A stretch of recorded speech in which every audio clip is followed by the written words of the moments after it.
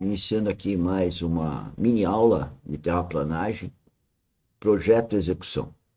As nossas mini aulas têm o objetivo de ter o maior alcance possível, porque terraplanagem temos em qualquer obra, uma escavação, um aterro, então temos uma obra terraplanagem.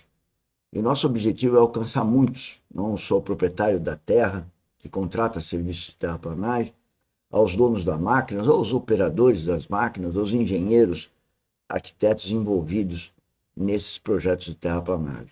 Então eu peço para vocês divulgarem esse trabalho, que ele é muito importante para todos que estão envolvidos aí na, no trabalho de terraplanagem. Como eu disse, tanto o dono da terra como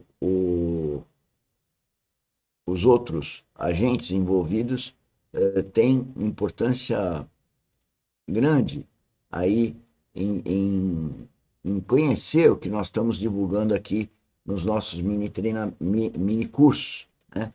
E todo dia, de segunda a segunda, nós, às 16 horas, nosso canal YouTube, Engenheiro Mauro Lozano, Lozano com Z, transmite um vídeo desse. Fora as outras horas, outros vídeos com os outros temas. Então, hoje, nós vamos falar e via e regra, a gente fala do PGT, que é o Planejamento Geotécnico e Terraplanagem, que a gente entende que isso não está sendo desenvolvido adequadamente, né? O que seria a AGO, Assessoria Geotécnica Obra, e o controle de terraplanagem.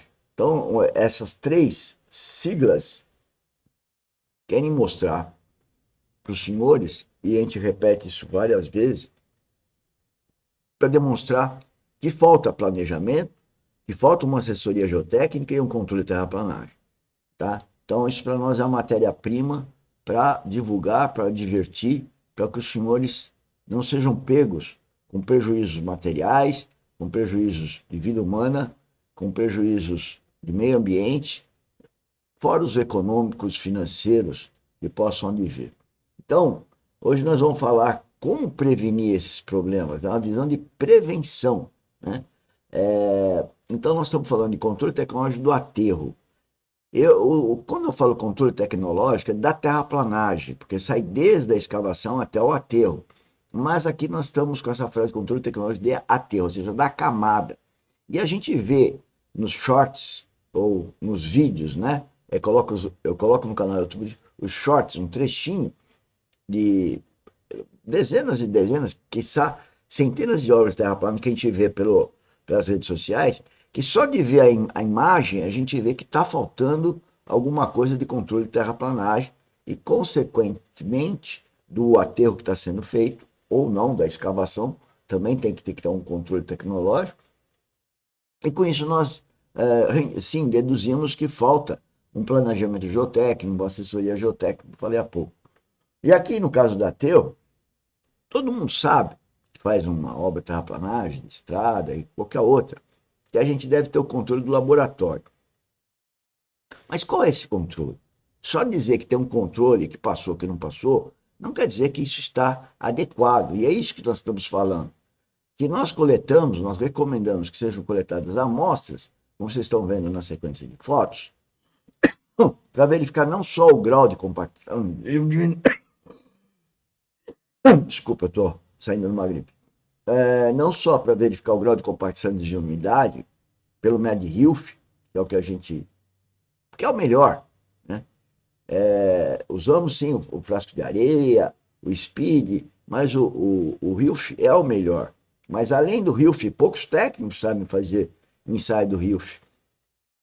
Nós ainda coletamos amostras, como vocês podem ver, para verificar se esse corpo de prova tem as propriedades de resistência, de formabilidade ou até de permeabilidade que esse aterro foi considerado no projeto. E é isso que a gente não vê, né? Nós colocamos isso em todos os nossos projetos, nós recomendamos isso em todos os nossos cursos, né? Que sejam feitas essas avaliações como concreto. Vocês podem ver que qualquer concretagem, né, se tira um corpo de prova para ver se o concreto corresponde àquela resistência considerada no projeto. Não é diferente no caso de um aterro. E muitas pessoas falam que isso é caro. Não é caro, isso é necessário. Necessário para se prever problemas, como é o título desse slide, prevenir problemas. Tá? Então, esse corpo de prova deve ser obtido, né, embalado adequadamente, com a localização e profundidade, né, e levado para o laboratório. Mas também, uma coisa que até devia editar o slide antes, é verificar a homogeneidade. E aí nós usamos os penetrômetros, que é o controle da homogeneidade. Então são coisas que mais de 15 anos que nós praticamos, né? À medida que a gente vai tendo experiência, a gente vê a necessidade disso, né? Para ter um controle de terraplanagem adequado. Aí eu estou falando do controle tecnológico de aterro, mas hoje a minha visão é muito mais abrangente, que o controle tecnológico é de terraplenagem, porque o controle tecnológico do aterro, ele começa na escavação. Eu tenho que saber a umidade da escavação, do material escavado, eu tenho que saber a dificuldade que tem no transporte desse solo, consequentemente a perda de umidade, ou até eventualmente ganho de umidade, se eu tiver perante uma época de chuva, tá? Para ver a umidade ótima que eu vá executar esse aterro. Eu não posso negligenciar que o contingente primordial é reconhecimento da umidade que está no campo, a umidade que vai estar no caminhão, digamos assim, e a umidade que está na praça de aterro. E o controle de umidade está ligado a termos que executar o aterro na umidade ótima. E a umidade ótima é que vai dar as melhores propriedades de engenharia. Quer dizer, à medida que eu não faço um rigoroso controle de umidade para fazer o aterro, eu não estou fazendo um controle adequado de resistência daquela camada de aterro, que pode ser de uma barragem, pode ser um subleito de uma estrada, pode ser um aterro de um talude industrial, residencial, pode amanhã sobre esse aterro ter residências, prédios, né? Então, a construção de um aterro, a construção de uma obra de terraplanagem, os cortes e os aterros, eles devem ser controlados, deve ter um planejamento das escavações dos aterros, saber o perfil de umidade da onde escava, conhecer os ensaios de próprio normal para ver a umidade ótima e depois, durante a execução, fazer um controle para ver se aquela camada que foi objeto daquele projeto de terraplanagem, ela está sendo configurada, ela está sendo construída, a exemplo de uma viga, de um pilar, nas condições do projeto, verificando se as condições do projeto foram obedecidas na obra. E terraplanagem, ao contrário de uma obra de concretagem, que pode ter toda uma proteção contra chuvas, uma obra de terraplanagem é plana, ela tem uma área grande e está sujeito às intempéries, ou seja, chuva, né, que pode atingir a camada, e o sol, que tira a umidade da camada.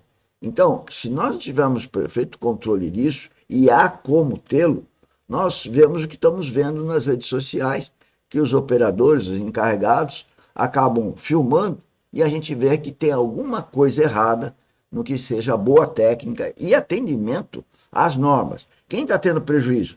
Toda a cadeia envolvida na terraplanagem. O dono do terreno está perdendo, o dono das máquinas está perdendo, o operador está perdendo, por quê? Porque ele começa a entender que ele está fazendo uma coisa certa e não está fazendo. Então, depois, para falar para a pessoa que o que ela fazia e que ela entendia certo é errado, é complicado.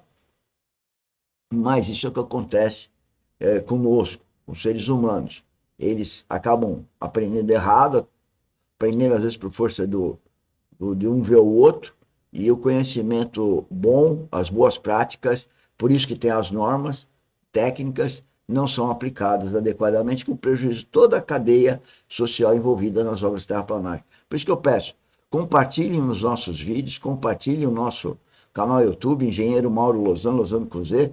Todo dia às 16 horas o canal está mandando um vídeo sobre esse mini essa mini aula de terraplanagem. Vem conosco, vem trabalhar conosco. Ah, e todo dia, das 16 às 17, estou disponível para esclarecer qualquer coisa do objeto aqui da Academia Dynamis, entre outras, a própria obra terraplanagem. Vem conosco, vem trabalhar conosco, que eu quero trabalhar com você. Um abraço, até a próxima mini aula.